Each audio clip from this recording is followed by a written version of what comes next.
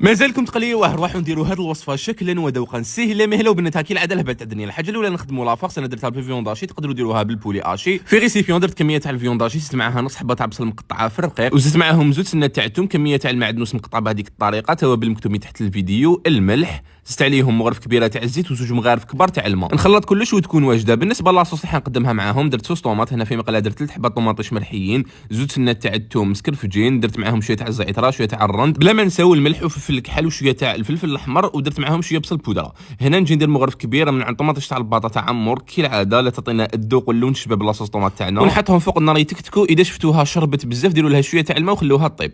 هنايا نروح نجيب الباذنجان نقطعوا بهذه الطريقه، لازم الشرائح يكونوا بزاف رقاق، نملحهم نخليهم يتلقوا شويه روحهم خاطش يتلقوا هذاك الماء. اذا شفتوا الحبه تاع الباذنجان بزاف كبيره قسموها على 2 باش تخرج لكم الحبه شابه، واذا شفتوها صغيره ديروها غير هي بهذه الطريقه. هنا انا زدت وريت لكم كيفاش تشكلوا الورده بهذه الطريقه، الشكل معناتها شباب بزاف وزيد طريقه التشكيل سهله. وقبل ما تعمروها بالفيون داشي رشوها من الداخل ومن برا بالزيت. نجي نعمر الفيون داشي بهذه الطريقه في هذوك الفراغات، نستفهم كامل في سنيوان، ندخلهم يطيبوا على 170 درجه حتى وين يطيب الباذنجان والفيون داشي مليح. اذا حبيتوا ديروا لهم شوف فرماج غابي من الفوق بعد ما يطيبوا ديروا لهم، خلوه يذوب مليح هذاك الفرماج. نقدموهم بهذيك لاصوص طوماط اللي كنا طيبناها، تحطوها بهذه الطريقه شكلا وذوقا بزاف هايلين. نخلعوهم في الدار بهذه لاغوسات، ما تنساوش تحتفظوا بها وتقدموها وبصحتكم.